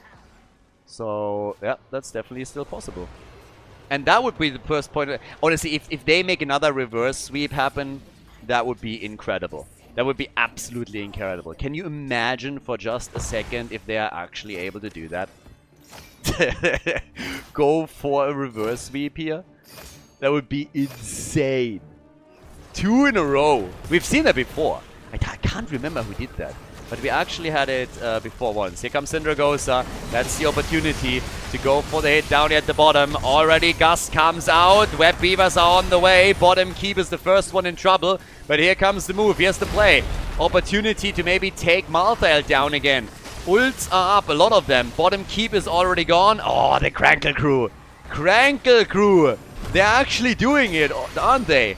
They have a shot here. They want to go for the core. They're already on it. And this is the big opportunity to put the first point onto the scoreboard and maybe aim for the next match after all. 11 kills to 9. Game's not over yet. The red team is throwing everything they have against the core, but they're not quite in a position to win that just yet. We have the cats fighting tooth and nail, clawing their way back into this, or trying to. At the top, on the other hand, this is going to be the second keep that falls. 2 keeps have now been destroyed. And the red team is not letting up. They're not letting up on this right now. Next few attacks are coming. Red team is starting to slowly retreat. 11 gems against 51. Blue team has 51 gems right now. So they have enough to get a turn in very soon. They only need 5 more. But what a game. I hope they were going to get a few more out of this. But even if this is going to be the final one, that would still be incredible. So already another big push now coming in for the boss. It's sniffed out. They're throwing a Hail Mary here. Absolute Hail Mary move at this point by the blue team. The wall is up though. The boss about to be taken. They claim it. 20 minutes in, they take the boss. What about the fight? Leyline is already being used here. Can they go for another kill? Can they make any move? Anything? Maybe for Sven. Try and get that quick play with another last rites. If that's possible for them, then they have a shot here. And they're trying to.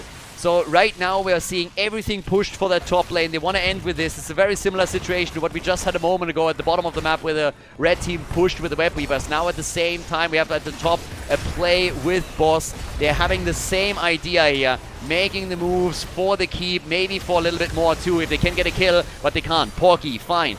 Last rites has to play around the shield. They go for Krankle at the front. Arthur's already dropping low. The boss is at 50% HP at this point. Maybe another opportunity right now to go for the core, if they are willing to push it that far. And I'm not so sure that they are. H team has only 1 keep standing. That's all that they have. 1 keep standing is all that's available to them right now. And they are looking for that turn-in that I've been speaking about earlier. So here comes Syndragosa. Whoa! They don't have... No, Greymane! Can he get out? Leyline hit falls dead. I don't think there's a cooldown. Oh, the shockwave is missing again. But they're still chasing Anduin. Anduin the heal. This is game. It has to be. This was the play right there. Huge play by the Krankle crew. 11 kills to 11. This was the moment right here where they can finally go for victory. They take down Malthael, he buys back, but unless the last ride hits and gets a kill right now, that is over. 3-5. I just don't see a way in which they can make that move. Well, last ride. Arthur's! And he's dead. Arthur's is dead. The ley line sets them up again. Malthael is moving back out, and no way. They're actually defending. Falstad putting pressure on the mid-eve. Goes a bit too deep. Porky, careful. The stun missing. Go for the gust. Tyrande, stun missed again. I cannot believe what's happening here. Falstad rushes away, gets killed, and they can't get a counter kill. How is this even possible? Look at these guys. How is nobody dying? What is happening here? Ridiculous. Absolute ridiculous. It is mind-blowing that nobody died on their end. Absolutely mind-blowing. What an insane game. What an absolutely insane game that we have right now. That's crazy. That's just flat out crazy that this is happening.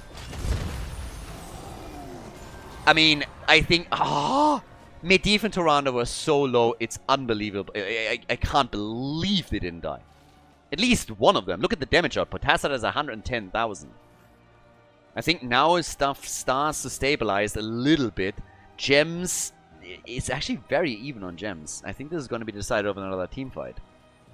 It's also pure chaos, obviously, in a lot of these fights right now. I mean, they are fighting however they can. But it's so tricky for them. So, right now, 90,000 for Greymane, 110,000 for Tassadar. Leyline is out again. Medivh just cheating as usual. And here comes the next stun. Rounder with a shooting star. 5 stacks on Malthael. That's 25-second cooldown reduction that he's currently working with. So, yep. 25 seconds.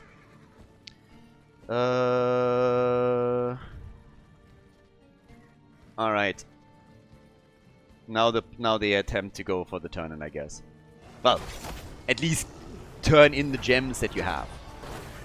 At least do that. But this is insane. We're 25 minutes in, and it honestly feels like it's a 30-minute game. That's what it feels like right now. It's crazy. Forset has 124 stacks. Tyrande is sitting on 51,000 damage as well. But yeah. Wild game. Fantastic third game. I want more, honestly. I want more games. I have nothing against the Cats, but I would love more games of it. And the Cats are actually now on the defense. At least that's what it feels like. Look at Malthael. He died 6 times. Yeah. Aspect of death, my ass. I'm doing a lot of dying over here. So, well, what are we getting? Topside, voila. Everybody is so cautious now. They turned in a few. Varian! Where's Anduin when they need her? Oh, the taunt! The shield is out, and now they could... oh my god. Did he get last rites off? He did. But he couldn't get the kill. Damn, I thought... oh! I thought they had it, but they don't. So now the boss is getting attacked. Whoa, they are ballsy too, aren't they? Yep. That is something. That is actually something. That play for boss, they have to respond to it. And here's this Syndragosa ult. But it's not over yet. Leyline, they have so many control tools. Okay, this is ridiculous. They just simply stole it away. They have to win the fight now and then go for core.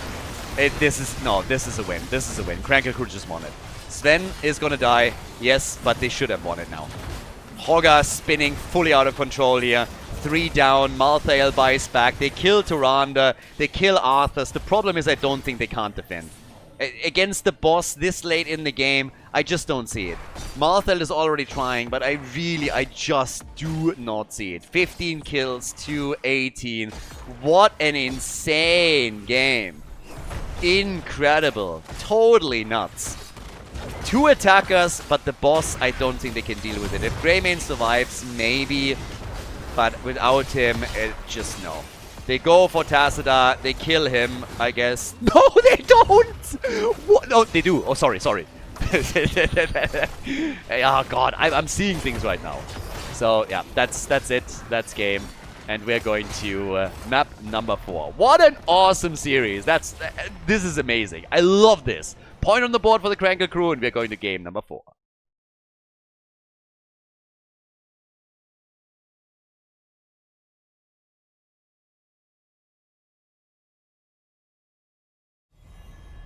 Alright, game number 4, everybody. Well, that was kind of exciting. The Krankle Crew actually pulled it off. Absolute ridiculous third map between the two teams. Cho'Gall gets banned immediately. Now we're in a situation where 30 heroes have been played. 30 heroes cannot be played again, therefore. And that limits the pool significantly. So heroes like Cho'Gall, as I explained previously, now become more and more powerful. Also because counters against him have now been removed. So from here on out, Cho'Gall will be banned against the Cats in every single game that they're playing. And I was kidding in Game 3 during the draft when I said that the Krankle Crew is exactly where they want to be, 0-2. But maybe they didn't get the joke because they're actually starting to win now. They could make their own lives so much easier, but, well, not the case yet. I love the third map though. All the games that we've seen so far, every single one of them, was just a continuous back and forth time and time again. But the third game specifically was just crazy. I mean, that could have ended so many times. There were so many scrappy fights where everybody was just like chaos, panic, and then, well, somehow it got executed there. But boy, it was quite something.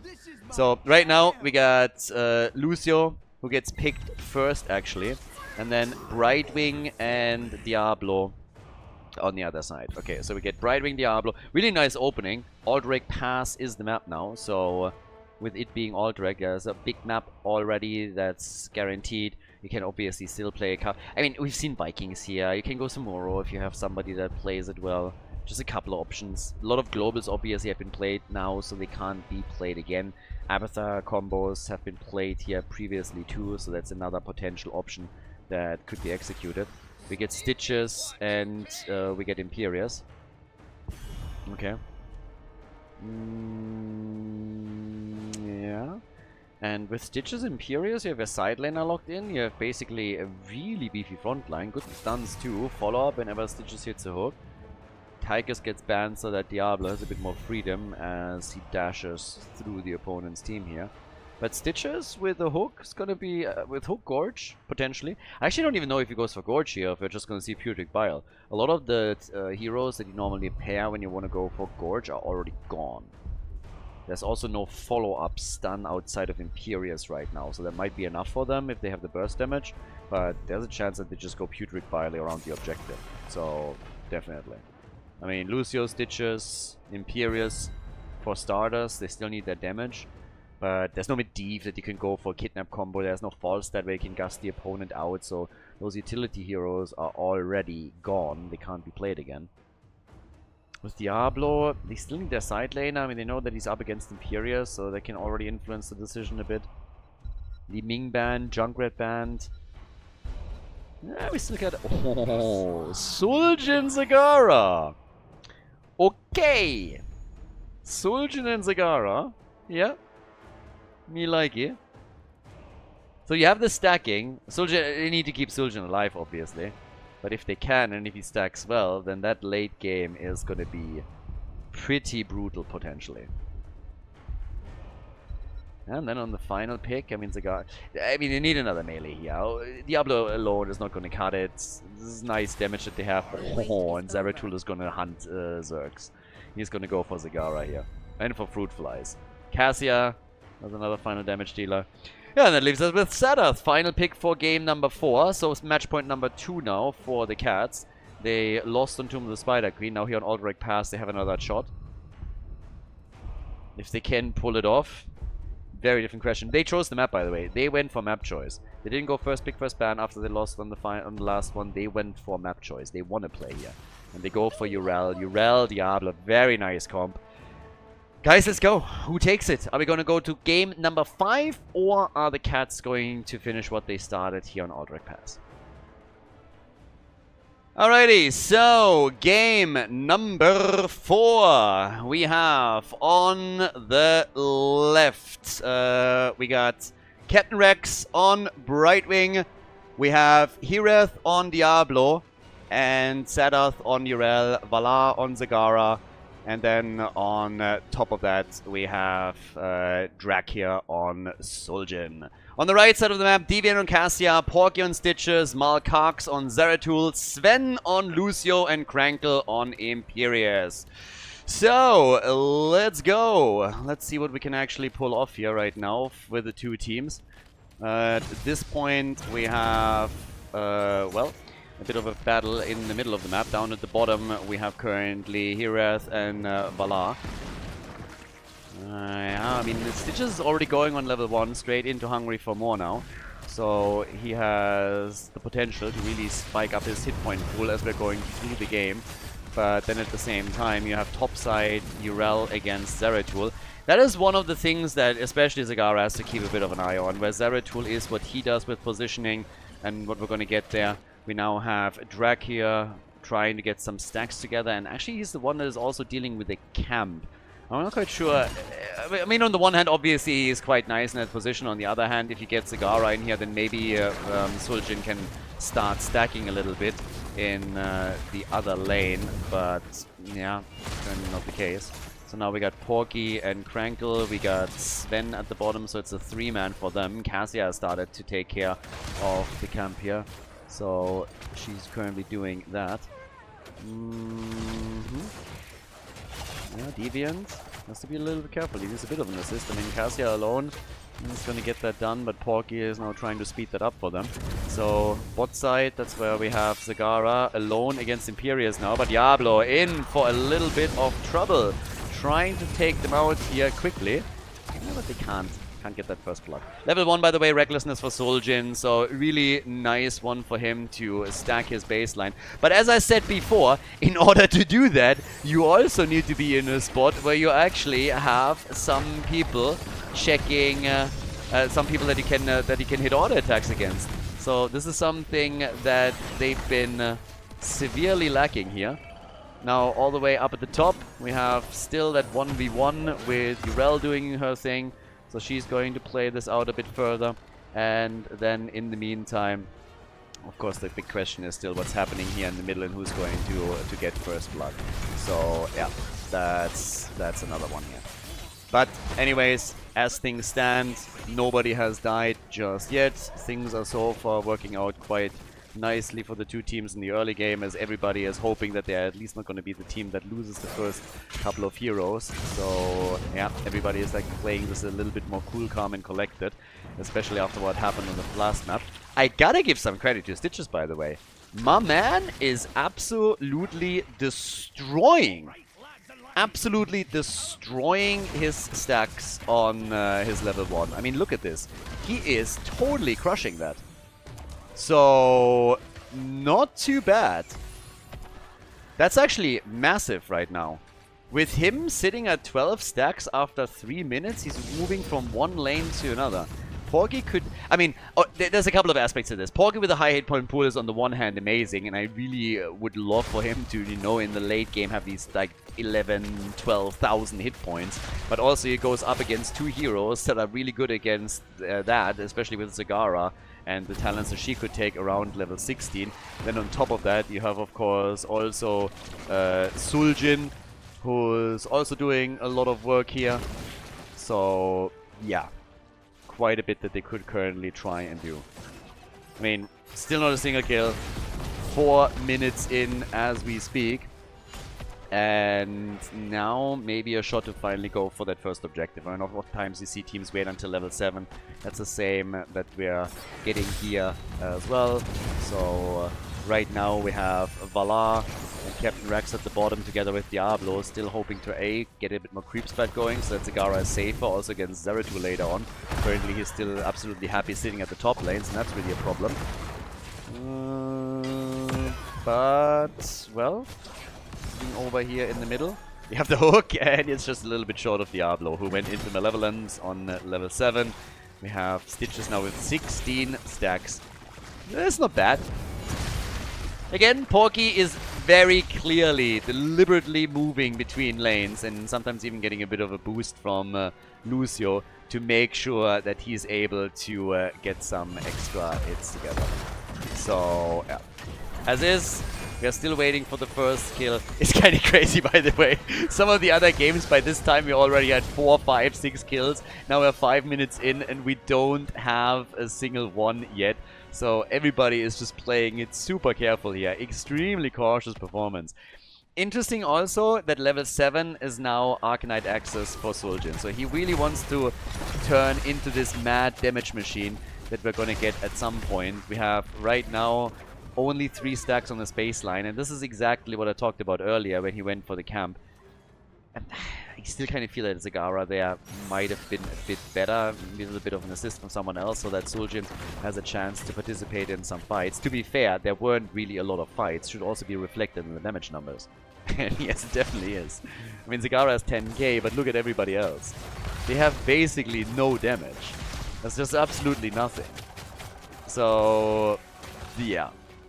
It's kind of funny when you think about it. But, yeah.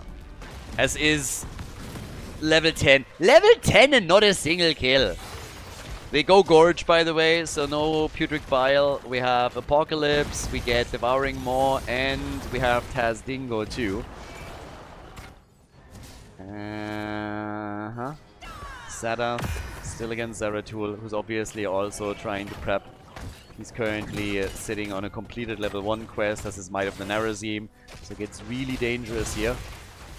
And on top of that, And now looking at the bottom of the map for, again, Zagara. Zagara hasn't really done a lot of structural damage. I mean, she's really getting control of that lane, and she has a lot of creep tumors, even though some get cleaned up consistently. But she's controlling the lane still quite nicely. Gorge, yeah, should be in time. No, more! More to counter it. Nice! But Diablo gets still, or is he getting killed? Yeah, no! How? How? Amazing play! Zagara with a save, Brightwing coming into the rescue. Check that one out again. That was glorious. He walks away, gets caught by the Valkyrie, Stitches get flipped around as Diablo is essentially half dead, and then they somehow still save him and take Stitches apart. This is the way, right there. So now they are starting things up on the objective. 22 stacks for Stitches in the meantime. And only 5 stacks for Suljin. He has not been able to participate in a lot of fights. Real big problem for them. Because, again, if you are at least getting some fight engagement, you can stack your level 1, but currently they haven't really been able to do that. Maybe now. Finally, when Suljin gets attacked, he gets gorged. Oh my god, they really want him, don't they? Could pop his ult out and Date gets a few more hits in for sure. He's at 9 stacks now, but he dies. Not before he kills Stitches though, that's actually huge. They have the objective, they lost Suljin, but they killed Stitches, and finally a couple of stacks for him. He's sitting at 11 stacks now. Zeratul gets killed at the bottom of the map from Diablo. So it's 3 kills to 1. Early level 13 for them. Yeah, not bad. I mean, the Cats, they are probably not too happy with how the third game played out. So they're now doing everything that they can in order to remedy that problem.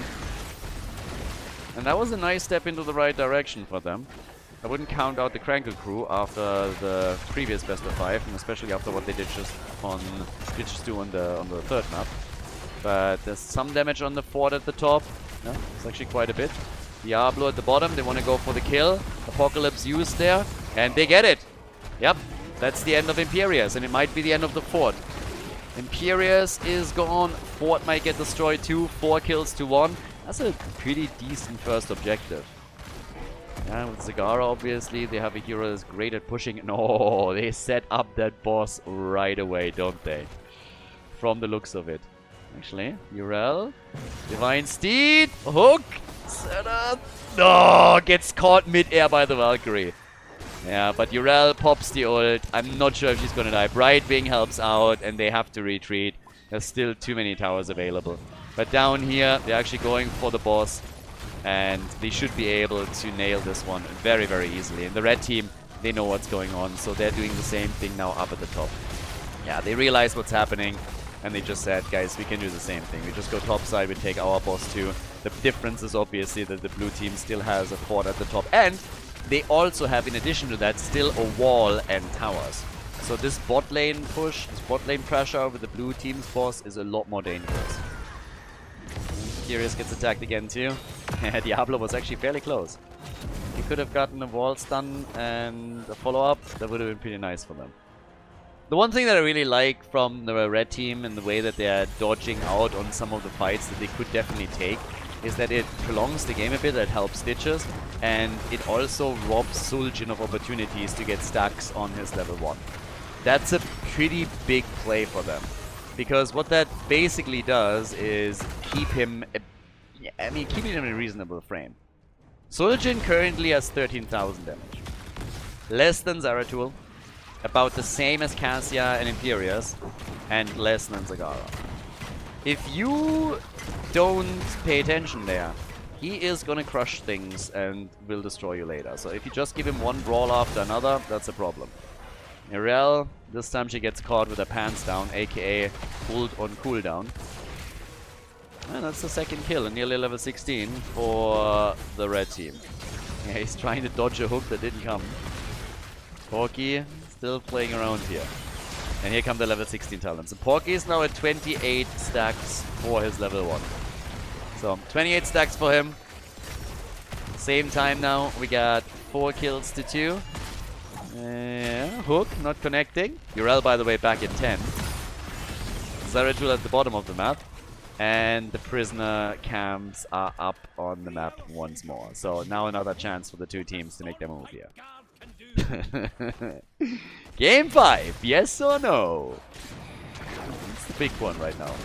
That's the big question.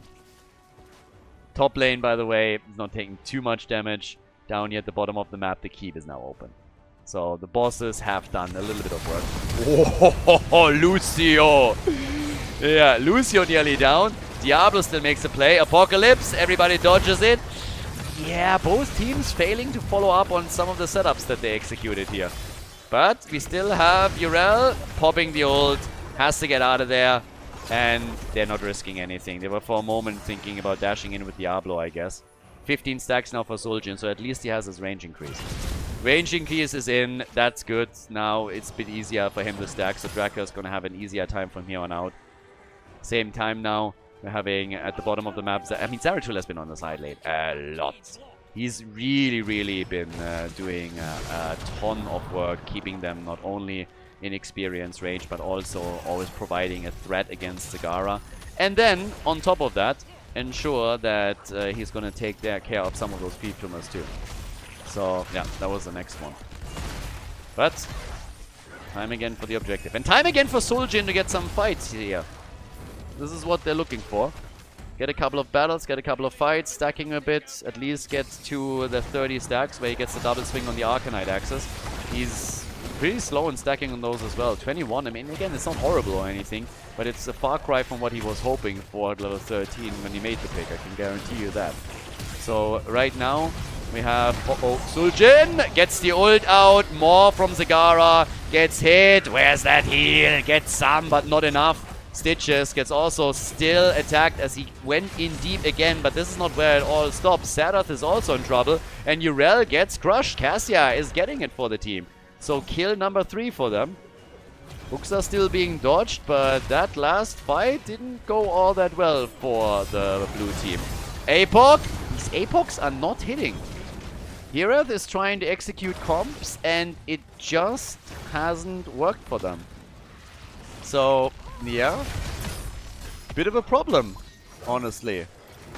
So, they get another stun out here.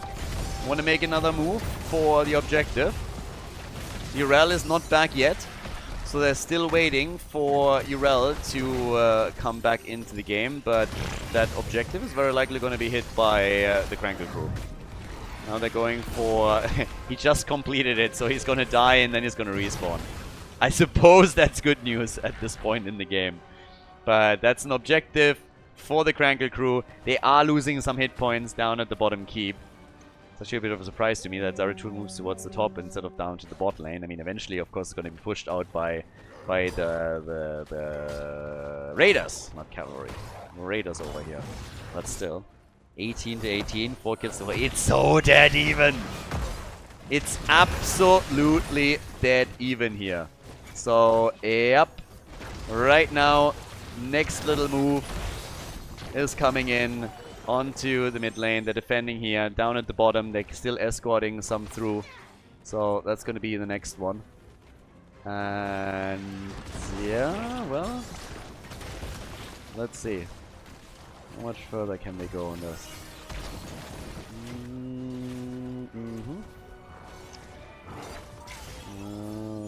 Okay, so in the middle, not too much damage. At the bottom of the map, not too much damage. And over there, top side, this one's about to be gone. So both teams, I mean, it's not quite the same amount of damage on structures. It's getting a little bit similar on this one. One team still with 2 forts, both of them damaged. The other one with 1 full standing in the middle. 20 is now soon going to be ready. 16 is up, but yep. So, Ella is coming in. Drakia still sitting tight. Down at the bottom of the map. Next little play, and they're going again for the boss. And the blue team, what are they going to do? They're not engaging in this because they don't have level 20 yet. They're going to get it now, so they have it, but I'm not even sure if they know what's going on here. I don't know if they are aware. So, yeah, boss gets taken. And there's even more momentum now for the Krankle crew. Krankle crew is really the team, they're the combat kings these days. Usually it was Team Ash, apparently now it's them. Zeratul is low, is able to make it out. So, yeah. And, well, with that, we get another attack here. Slowly coming in for this against the boss. More out. Cox. Zeratul. Holy hell, he's low. Zeratul is mega low. Now we have the next little playmate at the bot lane. So this one's a goner in the middle of the map. They're starting for the next fort. Trying to defend this because the minions that have been taken earlier and also the camp have done way too much here. So each team now with one fort in the middle. We have 45 stacks for Stitches. That's the current situation. And damn. It's a pretty chaotic fourth game. It started off insanely tame. And again, Suljin still doesn't have the stacks on the baseline because they denied fights to him for such a long time. So, yeah, time's tough. Next objective up in 2. Dead even essentially right now. 4 kills to 4, 20 to 20, same structures. But the stacking, I would say, is a little bit better for Stitches. I mean, the survivability is pretty big. Zagara, on the other hand, went actually into Pack Instinct and also the Corrosive Saliva. So her damage numbers are going to rise as this continues. You can already see her at 63,000. That's one of the reasons, because she's applying the pressure to Stitches mostly.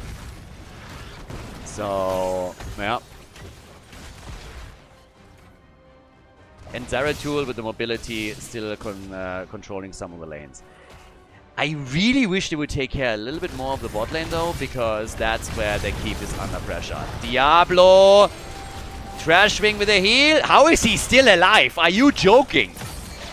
That's insane. They're actually going for the objective here. Urel is trying to claim it, and Diablo goes down. And this time he's dead for the entire duration, but guess what? So Stitches. Suljin is alive.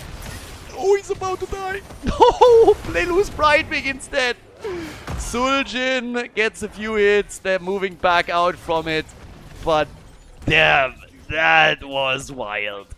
Diablo didn't have that. He was 2 stacks away. He's 2 minion stacks away from getting his rebirth, from reviving directly. Suljin is now done with the 30 stacks. This, by the way, could potentially even damage the keep a little bit. They're trying to go for the objective. No! Urel is trying to interrupt them and went too deep and is gonna go down for it. Oh my god, why? Stagger death against Urel. That's a disaster. Stagger death against Urel right there, and that is disastrous. That bottom keep, by the way, is really starting to suffer. They are taking more and more damage on it because of the ranged minions. I guess Stitches... what are they doing? They're losing it. For free! They totally underestimated that minion wave. They totally underestimated how much damage that would do. That's wild. Yeah, that was a problem. So now the objective gets stopped. They're still missing out on Urel. She's not here, but they're stopping it for now. I guess they're gonna lose the objective regardless, though. So, yeah, that's tough. Deviant, Malkarks, they're sitting tight there. Once again, quick attack. Yeah, objective is about to be locked in. They go for Brightwing again. That connect, beautiful. Nice connect with the ult. Brightwing gone. APOC follow-up combo attempt. Nope. Yeah, they're desperate at this point. Shutting Suljin down the way that they did, Krankle Krew with fantastic plays there. Again, look at we're 20 minutes in, 21 minutes in. Normally Suljin is way higher than this. Them denying fights throughout the entire early game to them really helped them to keep him low and make sure that he is not becoming that insane killing machine that he can become in a situation like this. So now the objective is pushing in from all across the map here. Lots of, I mean, again, they're losing the keep in the, sorry, the fort in the middle. If they're losing keeps or not, that's another question. But right now, there's only one team that has lost an armor shield on the core, and that is, of course, the Krankle Krew. They're defending at least this one fairly nicely.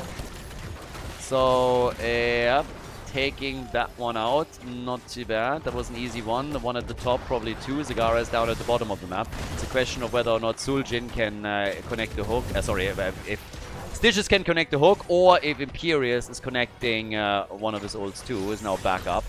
But they can't take a keep out with this. They gotta be mega careful with this, of course, as well. But the map has now changed. Now every lane is pushed against the blue team, so they gain map control. 52 stacks for Stitches.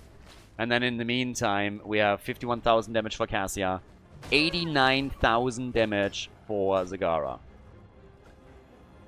And they're both going for boss. Wow. That has to be defense on both sides, right? Red team can't possibly push with this. They're gonna lose a push battle. Or are they?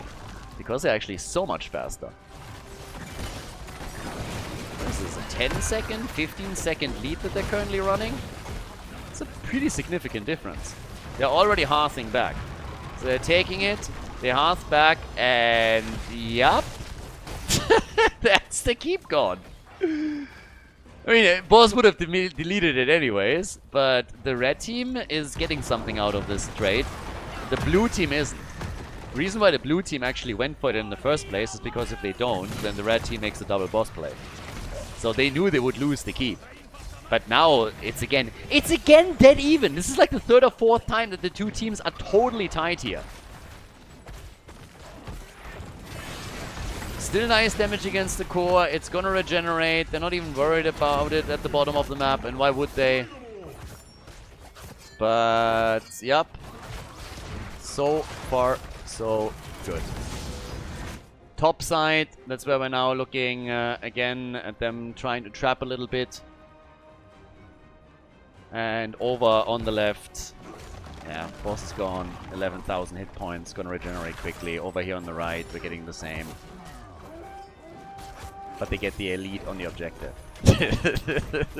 I thought game 3 would be an exception, not the norm here. Yep, same thing again. Totally nuts. One team fight can end the game now. Hook against Zagara. That's the connect that you want. And she gets them all and gets away. Even after the Valkyrie. Again, the APOC attempt to zone them out a little bit. Diablo gets hit. He's fully stacked, by the way. He dies. He comes back. Died, comes back. Suljin needs his ult. Needs his ult. Has it. And kills Stitches. Kills Stitches. Is going to get the hit points. And Zagara is dead. Suljin. Zeratul does his job. What about Suljin? Oh my god! Krankle! Low! Suljin dies! So does Imperius! Zeratul! No hit points! What? Brightwing also low is trying to get away, and Zeratul could get a kill here! Oh my god, he has to get away as Diablo is connecting. This is nuts! What is happening in this game? Suljin with a hit, 38 stacks now. Zeratul surviving is ridiculous. Gets hit and dies. Overdid it as the blue team wants to go for the objective. They know they have a chance to win the game now if they can run this. 25 more seconds and Bob's your uncle. And that is what we're seeing from them. Only two defenders, Lucio and Cassia, and they are just not going to be enough for this. Middle of the map. That's a problem. Somebody needs to deal with this. Zagara comes back in 5. She can definitely... Well, can she? Yeah, she can do it in time. She can do it in time, but they get the objective now. They got it. They got it. This is the chance for the Cats. Cats have a big opportunity right now. Suljin is now at 51,000 damage, 98,000 from Zagara. And, well, we're starting to prepare for that next push. Because this one is gonna be massive. This is a big chance. This is a very, very big opportunity right now for the team in blue. They've had to defend time and time again against a tough opponent, but here's now an opportunity to maybe turn this game around again. 4 deaths on Stitches. He has 60 stacks, by the way. He has the hook and he Hellgates out immediately. He's not stacked it. He's at 50 souls. That's all that he has. So, with that, we're having immediately the push again for the keep. This one is already low. And they're gonna get it. Second armor shield removed. Gorge is in. Immediately the maw. They want to go for Suljin, and is he going to survive? Suljin with the damage, hammering away one hit after another, sitting at 40 stacks right now. They're killing Imperius. The second armor shield is gone. This is the chance for the Cats to win the game. This is the chance. Draka is alive. I don't know how, but he's alive. In comes Brightwing with a save. Cassia nearly kills him. Boss is about to fall. The Cats take the victory. A 3-1 W as they take Aldrich Pass and move on to the next round of the tournament. GG.